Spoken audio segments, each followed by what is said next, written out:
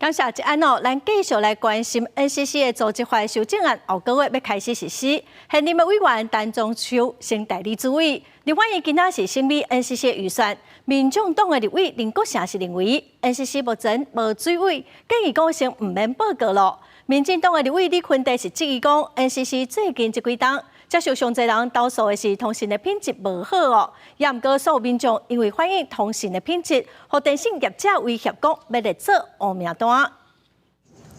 立法院交通委员会预备审查工程会加 NCC 预算，暗过会议拄啊开始，民众党立委林国成就不满 NCC 也搁伫个主委交接的时间，搁加较早 NCC 伫立法院成立调查小组的时阵拢无资料，建议卖互 NCC 主任秘书黄文铁报告预算答询，也加改动的预算案。我坚持认为 NCC 不予报告、不予答询，解冻的问题不予解冻，所以这以上。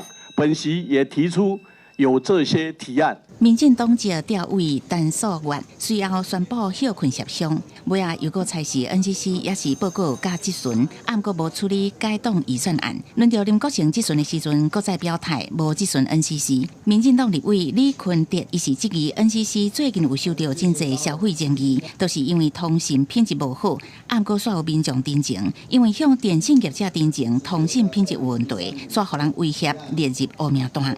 你通讯品质不佳。我要求解约，但是都会遭到拒绝了，甚至威胁要列入这个黑名单，绝对不允许有黑名单产生。电信事业无正当理由，你不可以拒绝电信服务的请求及通信。NCC 嘛答应让做民众反映电信消费处理争议，会更加积极来办理。国民党立委林派雄伊是批评公司的台湾 Plus 伫报道美国总统大选有较偏向的问题，甚至是不当用词，质疑 NCC 是不是亏法？我们现在目前的话，就只有透过民众的检举，因为我们也不在我们。所以如果像是川普这件案子，假设有人检举，就马上要罚公司，对吧？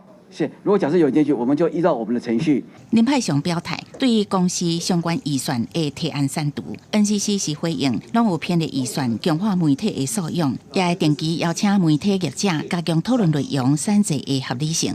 记者综合报道。